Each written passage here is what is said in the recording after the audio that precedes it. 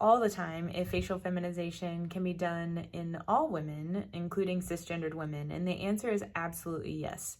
I'm Dr. Sarah Saxon, double board certified facial plastic surgeon, and I specialize in facial feminization. And in this video, I'll talk about what is facial feminization, the procedures that go into facial feminization, how I started doing facial feminization surgery, and the trends I'm seeing in facial feminization that has led to women from all across the country to come see me for these procedures.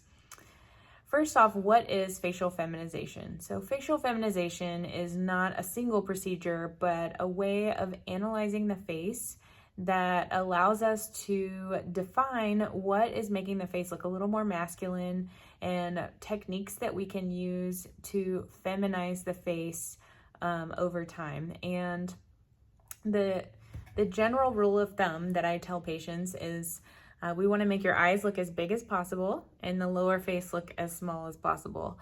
Actually, Dr. Jeffrey Spiegel, who I trained with in fellowship, did a landmark study about which portions of the face make the face look more feminine. And what he found is that the upper third of the face contributes the most to feminize the face. So oftentimes when you hear facial feminization, you'll hear things like brow bone reduction or hairline lowering or brow lift, things that will make the eyes look bigger. However, that's not the only thing that contributes to what makes a face look feminine. Things that narrow the jawline, including bone work, and even a facelift can make the lower face look less square, less full. Bone structure is one thing that can cause the face to look masculine, but also the way the face has aged. So if you notice that when someone is really young, like little kids, they all kind of look very similar. So pretty much all young faces look fairly feminine. And then over time, because of puberty and hormones, that's when we start to distinguish our facial structure over time.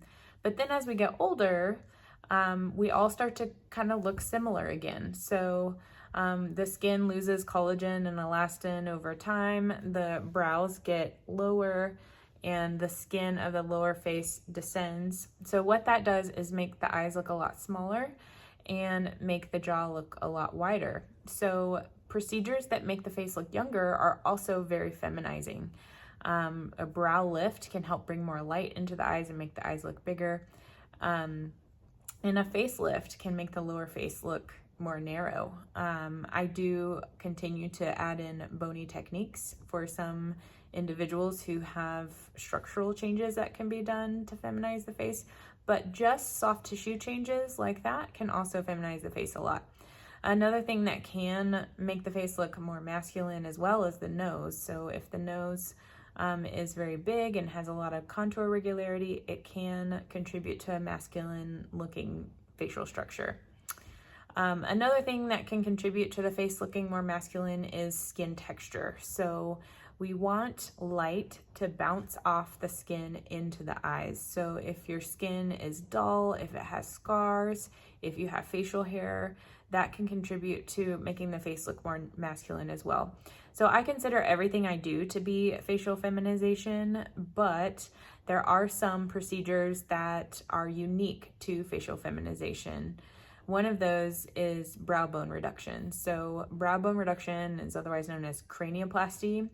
It means contouring the orbital rim here, making this segment of bone a lot more set back and open, sometimes making the eye sockets look a little bigger, as well as setting back the bone here. If you can imagine, you have a structure here called the frontal sinus. So if you were to just burr that bone down, you'd be left with a giant hole in your head, which is not ideal. So typically in 95% of patients who have a frontal sinus, we have to set that bone back into the sinus and use some titanium plates and screws to hold it in the correct position. At the same time, I usually raise the brows and lower the hairline at the same time. I call that my forehead package. Very typical for a feminization procedure. Also, unique to feminization is jawline contouring, so where I can narrow and shorten the chin, narrow the sides of the jawline as well. A lip lift is part of facial feminization. A long upper lip that covers the upper teeth makes the face look a lot more masculine. And last is an Adam's apple reduction, so otherwise known as a tracheal shave. So that means I use a camera to look at the vocal cords and will remove enough cartilage to try to reduce the prominence of that area. I've done that procedure in women quite a bit where they took hormones for fitness competitions, things like that, and they actually grew a little bit of an Adam's apple. I also have seen cisgendered women who are just really, really thin. And so without any fat in the neck to cushion that area, you can see a little bit of prominence there. So reducing the sides of the Adam's apple is quite feminizing for those patients. Now, like I said, all the other surgeries I do, rhinoplasty, facelift, blepharoplasty, even cheek implants, those are all part of facial feminization as well. Any kind of skin rejuvenation procedures like erbium laser, Morpheus, chemical peels, laser hair removal, those are all part of facial feminization. So how did I start doing facial feminization? So I trained in New Mexico at University of New Mexico. That's where I did my residency. And New Mexico is really unique. So it is the only level 1 trauma center in the area and is one of the most underserved areas in the country for medicine. And so because of that, I was exposed to a lot of things that other residency programs weren't exposed to. And we also didn't have a lot of overlap with plastic surgery or oral surgery because there were individual attendings that were there, but there were no residency programs for those things. So my department in otolaryngology or ENT surgery, we did things like major head and neck reconstruction, cleft lip and palate. We did microtia, as well as any kind of cosmetic treatments that were needed. We did all of the endocrine surgery, all of the rhinoplasty surgery, and we had another external rotation for cosmetic facial surgery. So there was not a whole lot that I wasn't exposed to in my residency. And I even found that when I interviewed for my fellowships that the number of cases I had even in my last chief year of residency would outpace a lot of the fellowships that I would go to. So fast forward in my interviews, I went to Boston to interview with Dr. Jeff Spiegel. And in our interview, we actually go into the operating room and see, what a day in the life of being a fellow with him would be like.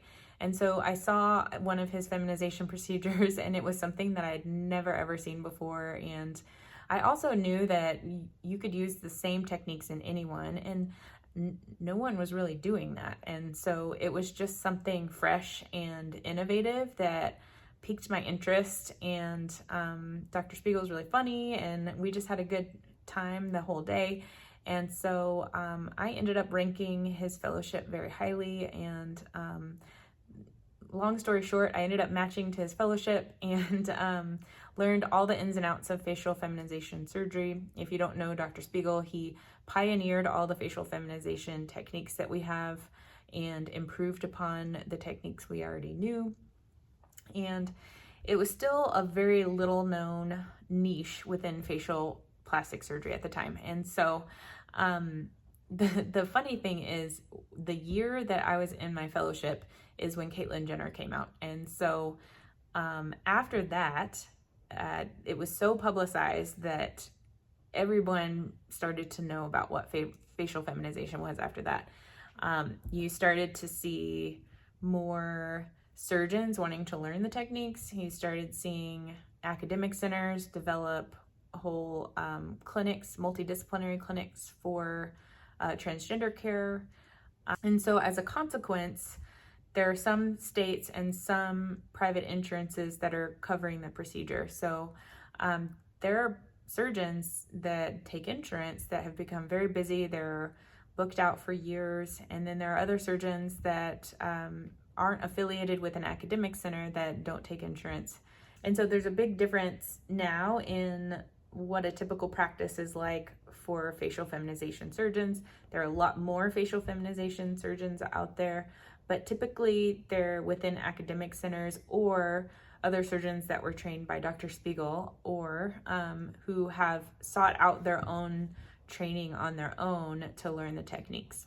As a consequence of all of this becoming more well known, now cisgendered women are learning that, hey, I have some masculine features and I didn't know that there was something I could do about it. And so it started out with V-line surgery, and that actually started in Korea, where K-pop stars were doing V-line or jaw contouring surgery. They even called it K-pop surgery for a while. That did make its way over to the US about the time that I started my practice in 2017. And after that, the next thing that became pretty popular was hairline lowering. And now a big part of my practice is hairline lowering, but that was just a routine part of facial feminization surgery. So it was a natural crossover.